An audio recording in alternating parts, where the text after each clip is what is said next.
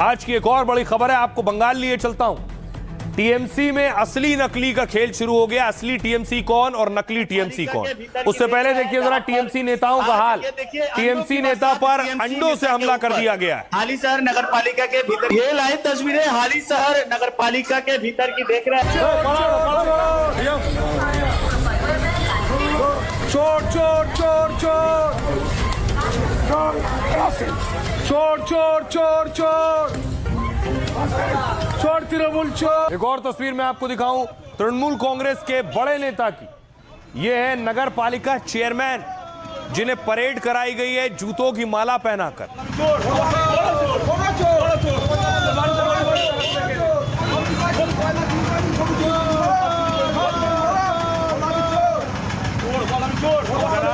सपा के नेता भोला सिंह हैं। भोला सिंह को हाफ पैंट में सड़क पर परेड कराई गई।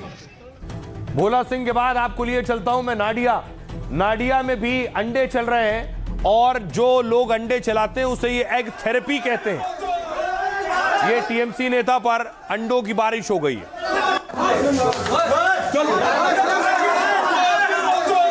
बताऊं बड़ी चीज ये कि एक तरफ अंडे चल रहे हैं, एक तरफ बुलडोजर चल रहा है और दूसरी तरफ पार्टी किसकी है उसकी लड़ाई चल रही है। ममता बनर्जी को बागियों ने पद से हटा दिया, अध्यक्ष पद से, और खुद को अध्यक्ष घोषित कर दिया। देखिए कैसे बागी गुट ने इन्हें अध्यक्ष घोषित कर दिया। टीएमसी के चुनावी नतीजों के बाद ममता बनर्जी की मुश्किलें खत्म नहीं हो रही। पहले विधायकों ने बगावत की, फिर सांसदों ने ममता का साथ छोड़ दिया। अब असली टीएमसी को लेकर ममता बनर्जी और बागियों में खींचतान है। सोमवार को बागी गुट ने ऋतव्रत बनर्जी की अध्यक्षता की में विशेष बैठक की, फिर टीएमसी के वर्किंग कमेटी का ऐलान किया और अरूप रॉय को अध्यक्ष बना दिया।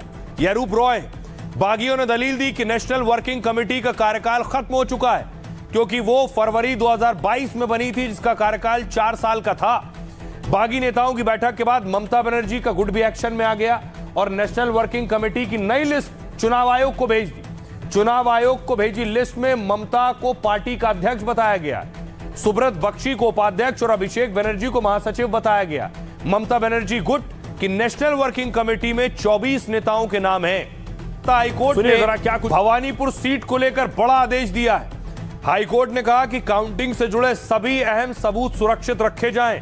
हाईकोर्ट भवानीपुर के रिजल्ट में गड़बड़ी के आरोपों पर सुनवाई कर रहा था। कोर्ट ने कहा ईवीएम, वीवीपैट और दूसरे रिकॉर्ड सुरक्षित रखे जाएं। काउंटिंग सेंटर के भीतर और बाहर लगे सीसीटीवी फुटेज को भी रखना होगा। हाईकोर्ट ने कहा जरूरत पड़ने पर इन सभी साक्ष्यों की जांच होगी। अदालत ने मामले में सभी संबंधित पक्षों को शामिल करने के आदेश दिए हैं। अब शुभेंदु अधिकारी और उनके सलाहकारों को पक्षकार बनाया जाएगा। भवानीपुर सीट पर शुभेंदु अधिकारी ने ममता बनर्जी को हराया था।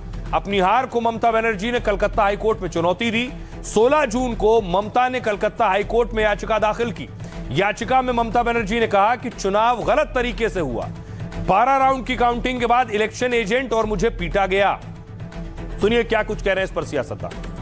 इंसिडेंट्स ऑफ दी हमने कहा कि मतगणना कक्ष में हुई मारपीट की घटनाएं सीसीटीवी फुटेज से ही स्थापित की जा सकती हैं। इसलिए हमने सीसीटीवी फुटेज, वीवीपैट और ईवीएम को सुरक्षित करने की मांग की। न्यायाधीश ने याचिका स्वीकार कर ली है और आदेश दिया है कि निर्वाचन आयोग, मुख्य निर्वाचन अधिकारी और रिटर्निंग अधिकारी द्वारा क्षेत्र के भीतर और आसपास में लगे सीसीटीवी और कैमरों को रिकॉर्ड सुरक्षित रखा जाए।